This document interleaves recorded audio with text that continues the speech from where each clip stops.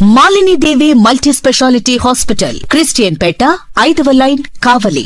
Doctor Guttipati Malini దేవి, MBBS, MS, OBGY, కాన్పులు మరియు గర్భకోశ వ్యాధి నిపుణులు.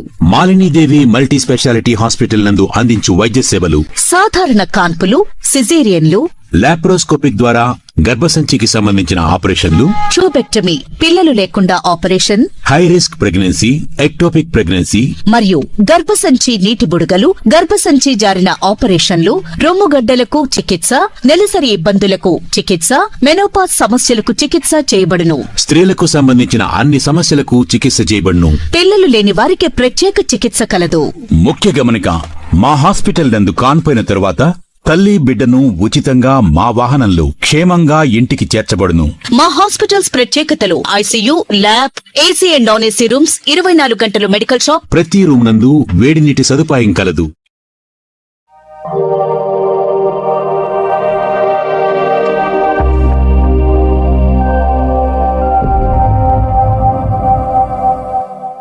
హాయ్, హలో, నమస్తే, వెల్కమ్ టు సిఎండి న్యూస్. నా పేరు కామాక్షి. ఈ రోజు అయితే మనం కచ్చేరిమిట్టలో ఉన్నటువంటి శ్రీ వెంకటేశ్వర స్వామి ఆలయంలో అయితే ఉన్నామండి. మనం చూసుకున్నట్లయితే వెంకటేశ్వర స్వామి అంటేనే మహిమాన్వితుడు అనమాట. ప్రతి ఒక్కరూ కూడా కొలిచే కొండంత దైవం. అయితే వెంకటేశ్వర స్వామి వారి బ్రహ్మోత్సవాలు అనేవి నేడు జరగనున్నాయన్నమాట. సో ఎప్పటి నుంచి జరగనున్నాయంటే ఫిబ్రవరి 26వ తేదీ నుంచి మార్చి 7వ తేదీ వరకు కూడా ఈ బ్రహ్మోత్సవాలు అనేవి జరగనున్నాయి. సో ఈ బ్రహ్మోత్సవాలకు సంబంధించిన విశేషాలన్నీ కూడా ఈరోజు మనతో చర్చించడానికి ఆలయ కమిటీ సభ్యులైతే మనతో ఉన్నారు. వారిని అడిగి కూడా కొన్ని విశేషాలు అడిగి తెలుసుకునే ప్రయత్నం అయితే ఈ రోజు మనం చేద్దాం. సార్ నమస్తే సార్. సార్ వెంకటేశ్వర స్వామి వారి బ్రహ్మోత్సవాలు 26వ తేదీ నుంచి అయితే ప్రారంభం కానున్నాయి. సో ఎప్పటి నుంచి ఎప్పటి వరకు అందులో ఏ ఏ కార్యక్రమాలు ముఖ్యంగా చేస్తూ ఉంటారు? ఈ బ్రహ్మోత్సవాలు అనేవి మనకి ప్రతి సంవత్సరం కూడా పాల్గొన శుద్ధ దశమి, అంటే ఈ సంవత్సరం వచ్చేసి మనకు ఫిబ్రవరి 26 వచ్చింది. 26వ తేదీ సాయంకాలము అంకురార్పణ కార్యక్రమం జరుగుతుంది. ఆ తర్వాత రోజు మనకి ఉదయం అంటే 27వ తేదీ ఉదయం ధ్వజారోహణ కార్యక్రమం ఉంటుంది. ఆ రోజు సాయంకాలం నుంచి మనకి వాహన సేవలను ప్రారంభమవుతాయి. 27వ తేదీ మనకి శేషవాహనోత్సవం, 28వ తేదీ హంసవాహనోత్సవం, అలాగే 1వ తేదీ వచ్చేసి సింహవాహనం, తర్వాత 2వ తేదీ హనుమంత సేవ, 3వ తేదీ ఉదయం కూడా మోహిని ఉత్సవం ఉంటుంది. మోహిని ఉత్సవం సాయంకాలం గరుడ సేవ ఉంటుంది 3వ తేదీ. 4వ తేదీ శ్రీవారి కళ్యాణ కార్యక్రమం ఉంటుంది. ఉదయం సామూహికంగా అభిషేక కార్యక్రమాలు జరుగుతాయి. చాలా విశేషంగా అభిషేక కార్యక్రమాలు ఉంటాయి. ఉదయం 7 గంటలకు మొదలైతే మధ్యాహ్నం 1 గంట 2 గంటల వరకు కూడా స్వామివారికి వివిధ సేవలతోటి అభిషేక కార్యక్రమం ఉంటుంది. 4వ తేదీ సాయంకాలం శ్రీవారి కళ్యాణ కార్యక్రమం ఉంటుంది. తర్వాత 5వ తేదీ వచ్చేసి మనకి పారువేట కార్యక్రమం ఉంటుంది. అది స్వామివారు కళ్యాణానంతరం వేటకు వెళ్తారు, అది బయట జరుగుతుంది ఆ కార్యక్రమం. తర్వాత వచ్చేసి మనకి 6వ తేదీ ఏకాంత సేవ శ్రీవారి ఏకాంత సేవ కార్యక్రమం ఉంటుంది. ఈ బ్రహ్మోత్సవాల్లో జరిగినటువంటి లోటుపాట్లన్నీ కూడా స్వామివారు మనకి దయతో అనుగ్రహించి ఈ లోపాలన్నీ సరిచేసుకోవడం కోసం ఒక ప్రత్యేకంగా శ్రీ పుష్పయాగం అని చేస్తాం. అది వచ్చేసి 7వ తేదీ శనివారం జరుగుతుంది. ఇలా ప్రతి ఏటా కూడా ఇక్కడ బ్రహ్మోత్సవాలు జరుగుతాయి. 1995లో ఇక్కడ ప్రతిష్ఠ జరిగింది. అప్పటి నుంచి ఇప్పుడు రేపు జరగబోయే 31వ బ్రహ్మోత్సవాలు.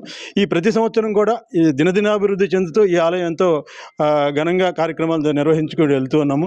అలాగే ఈ సంవత్సరం జరిగే కార్యక్రమాల్లో కూడా అందరి సహకారాలు అందించి ఈ బ్రహ్మోత్సవాలు చాలా విజయవంతంగా జరగడానికి ప్రతి ఒక్కరు సహకరించాలని మనవి. Thank you sir. సార్ మీరు చెప్పండి సార్, మామూలుగా వెంకటేశ్వర స్వామి ఉత్సవాలు ప్రతి చోట జరుగుతూనే ఉంటాయి, కానీ కావలిలో ప్రత్యేకంగా కచ్చేరిమెట్టలో ఎన్నో సంవత్సరాల నుంచి అయితే స్వామివారి కళ్యాణోత్సవం కానివ్వండి, అనేక రకాల సేవలు కానివ్వండి ఎంతో వైభవంగా అయితే జరుగుతూ ఉన్నాయి. ఎన్ని సంవత్సరాల నుంచి దాదాపుగా జరుగుతున్నాయి? ఈ సందర్భంగా మీరు ఏమైనా ప్రజలకు చెప్పాలనుకుంటున్నారా?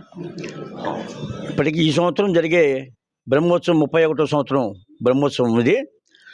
స్వామివారి దేవస్థానం ఇక్కడ ఏర్పడక ముందు, స్వామివారి ఇక్కడ ఆయన వేయించేయక ముందు ఈ ప్రాంతం అంతా కూడా ఒక అటవీ ప్రాంతం మాదిరిగా ఎక్కడో అక్కడొక ఇల్లు ఇక్కడొక ఇల్లు మాదిరిగా ఉండేది.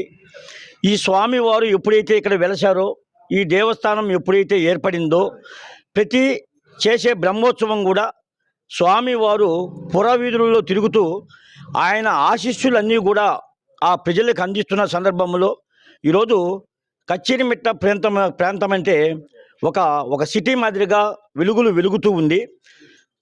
భక్తులందరూ, మేము కమిటీ వాళ్ళు కానీ స్వామి కానీ కేవలం ఇది కొంతమందికే ఆ స్వామి యొక్క ఆశీస్సులు కానీ స్వామివారి యొక్క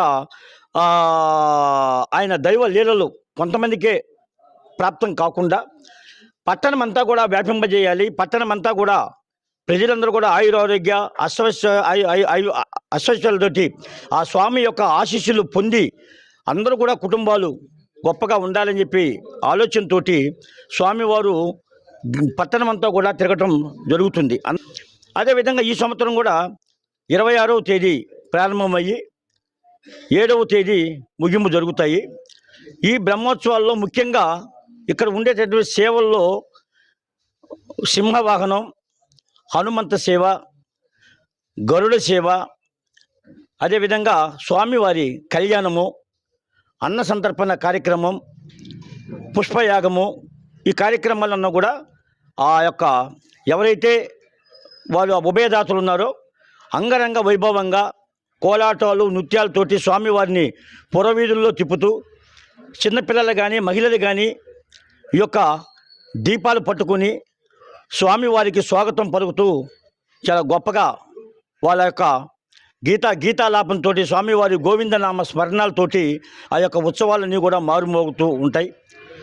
ఈ సంవత్సరం కూడా ప్రతి సంవత్సరం మాదిరిగా భక్తులందరూ కూడా వారి యొక్క దాతల రూపంలో కానీ వారి యొక్క సేవ రూపంలో కానీ ఈ యొక్క బ్రహ్మోత్సవాల్లో మీరందరూ కూడా స్వచ్ఛందంగా పాల్గొని అదేవిధంగా తదుపరి ఇక్కడ స్వామివారి ఎందుకంటే రోడ్లు పెరిగిన తర్వాత స్వామివారు దాదాపు 31 సంవత్సరం క్రితం ఆయన శిలాపతి ఇక్కడ వెంచేసి ఉన్నారు కాబట్టి ఆయన ఒక పీఠం ఎత్తులేపేందుకు ఆలయ కమిటీ నిర్ణయం తీసుకుంది. అదేవిధంగా కార్తీక మాసంలో కానీ ఏదైనా కార్యక్రమాలు చేసుకునేటప్పుడు వర్షం పడకుండా బయట ఉన్నటువంటి ప్రాంతంలో రేకులతోటి షెడ్లు వేయటం, దిగువన కూడా మరి స్వామివారికి బాగా అలంకరణగా ఉన్న ప్రాంతం కూడా బాగా స్వామివారి తిరిగే ప్రదేశం కాబట్టి మరి శుద్ధంగా బండలు వేసి ఈ యొక్క అలంకరణగా గొప్పగా చేయాలని చెప్పి ఆలయంలో చేయాలని చెప్పి కమిటీ వారు నిర్ణయం తీసుకుంది. దానికి కూడా ఎంతోమంది దాతలు ఉన్నారు. స్వచ్ఛందంగా మీరు కూడా దాతలుగా ముందుకు వచ్చి ఈ యొక్క ఆలయ అభివృద్ధికి మీరందరూ కూడా సహాయ సహకారాలు అందిస్తారని చెప్పి ఈ సందర్భంగా తెలియజేస్తూ కచ్చేరిమెట్లలో ఉన్నటువంటి స్వామి వారిని చాలా గొప్ప లీలను ఉన్న స్వామి చాలామంది బయట చెప్పుకుంటూ ఉంటారు. ఆ స్వామి యొక్క ఆశీస్సులు తీసుకొని మన కోరుకున్న కోరికలు తీర్చేటువంటి స్వామి ఆయన. ఒక్కసారి ఆయన దగ్గరికి పోయి కోరుకుంటే మన యొక్క కోరికలన్నీ తీరిపోతాయని చెప్పి ఒక మంచి ఆలోచన ప్రతి ఒక్కరు కూడా ఒక నమ్మకం ఏర్పడింది. కాబట్టి మున్ముందు రోజుల్లో కూడా ఈ జరుగుతున్నటువంటి స్వామివారి ఆలయ ప్రతిష్ట కార్యక్రమాల్లో, అభివృద్ధి కార్యక్రమాల్లో, రేపటి బ్రహ్మోత్సవ కార్యక్రమాల్లో ప్రతి ఒక్కరు కూడా స్వచ్ఛందంగా పాల్గొని ఈ యొక్క స్వామివారి జరిగేటటువంటి ఉత్సవాలను మీరందరూ కూడా జయప్రదం చేస్తారని చెప్పి ఈ సందర్భంగా ఆలయ కమిటీ తరఫున మీ అందరికీ కూడా తెలియజేస్తూ ధన్యవాదాలు తెలియజేస్తా ఉన్నాం. చూస్తున్నారు కదండి, స్వామివారి బ్రహ్మోత్సవాలు అయితే అత్యంత వైభవపేతంగా అయితే జరగబోతున్నాయి. సో ఇందాక కమిటీ సభ్యులు అయితే చెప్పిన విధంగా అయితే ప్రతిరోజు ఒక్కొక్క వాహన సేవ అనేది జరుపుతూ ఉంటారు ఆ శ్రీవారికి. అయితే ప్రతి ఒక్కరు కూడా ఈ వాహన సేవల్లో పాల్గొని అదేవిధంగా ఎన్నో రకాల సేవలు, ఎన్నో రకాల పూజలు అనేవి ఈ ఆలయంలో జరుగుతూ ఉన్నాయి. అవన్నీ కూడా మీరు ఇప్పుడు విన్నారు. సో ప్రతి ఒక్కరు కూడా ఈ పూజల్లో పాల్గొని పునీతులు అవ్వాలని చెప్పి మా CMD న్యూస్ బృందం నుంచి అయితే కోరుకుంటూ ఉన్నాము. కెమెరామెన్ వినోద్ తోటి కామాక్షి, కచ్చేరిమిట్టలోని శ్రీ వెంకటేశ్వర స్వామి ఆలయం దగ్గర నుంచి కావలి.